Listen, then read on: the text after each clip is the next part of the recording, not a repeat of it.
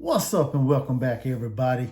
Hey, thank you guys for tuning in to another video with your man Gamecock Chuck. Hey, don't forget to like, share, comment, and as always, if you're new to this channel, hit that subscribe button, hit the notification bell, and do them things. I really appreciate it. Man, week one is almost in the books right now. Going on currently, Clemson and Duke is playing. Duke is winning right now 3-0. Kind of, my opinion, kind of having it a little way with Clemson right now. I know it's early in the game, but Duke's coming to play tonight. So we're gonna do a little since we still got that game going. We're still gonna do a little review recap of week one. What I consider the biggest winners of week one, the biggest winner of week one, and that is the Colorado Buffaloes. I mean, a lot of people discounted them this year, including myself. Didn't put a whole lot of stock in Colorado, but they did manage to upset was it number 17 TCU on Saturday. They came to play. TCU's not the best team. They lost Garrett Riley to Clemson, the offensive coordinator. They lost Max Duggan, the quarterback, and they also lost their running back. I can't remember what his name is right off the top of my head, but they lost a running back as well. So they're pretty much bringing in different players and a new offensive coordinator. So TCU didn't look too good. In my opinion, kind of embarrassed the Big 12 just a little bit, but they weren't the only team in the Big 12, to get embarrassed over the weekend. Like I said, outside of Colorado, I mean, the whole Pac-12 won. Nobody got beat in the Pac-12 this past weekend. Everybody won, even Cal, even Stanford. A couple of what was last year one of the worst teams in the Pac-12. They won. Granted, they didn't play no big time matchups, but they still won. They still got the W. And they off to week two. So some of the losers, in my opinion, downright embarrassing. Actually, a couple conferences, a group of teams from each of these conferences kind of embarrassed the conference, in my opinion. And let's start with SEC. I think there were three teams in there that was what I would consider the biggest losers.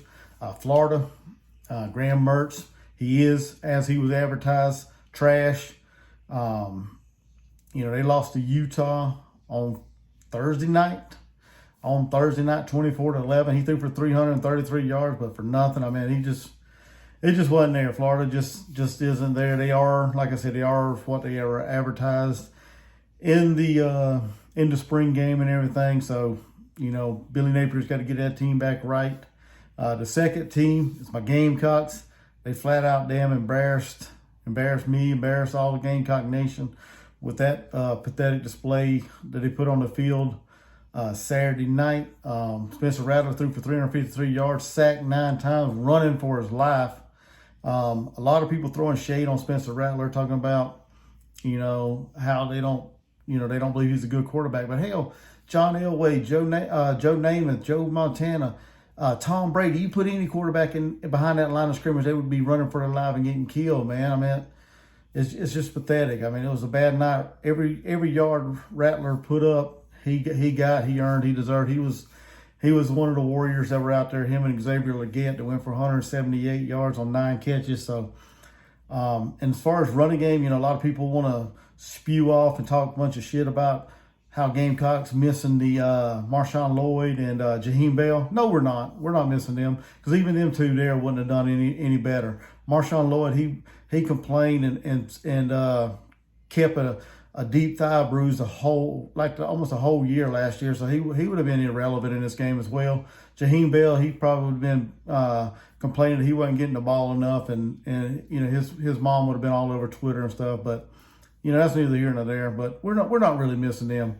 We got who we got, and we're gonna roll with who we got. Hopefully, Coach Beamer and staff can get this offensive line figured out, get the defensive line figured out, the secondary figured out, get this whole team figured out, and quit worrying about the chain gang. The third team from the SEC was LSU. Last night, LSU got flat out embarrassed by Florida State. A lot of people not putting a lot of stake in Florida State as far as being a good team. Myself, I think they're going to compete for the ACC championship, in my opinion. I really feel that. And I think they're a good team. Jordan Travis, a good quarterback. Keon Coleman, great wide receiver. I think he had like 3 touchdowns. Florida State outscored LSU. Was like 31-7 in the second half. And the only reason why LSU got that was like a garbage time touchdown near the end of the game. So, I mean, LSU was just flat out embarrassed and dominated by Florida State last night, in my opinion. And I jumped to the Big 12. Big 12, like I said, they kind of stunk it up this weekend as well. TCU lost to Colorado. Like I said, like I alluded to earlier, TCU wasn't. I wasn't expecting TCU to be as good. Like I said, they lost the offensive coordinator, Garrett Riley, Max Duggan, the running back. They had some pieces they had to get in place before they can get back to where they were. But, I mean, they just flat out just let Colorado just run at will and get down the field at will on them. So they got some things they got to shore up as well. The second team from the Big 12 is Texas Tech. They lost to Wyoming. I didn't even know Wyoming played football, man. I mean, come on, dude.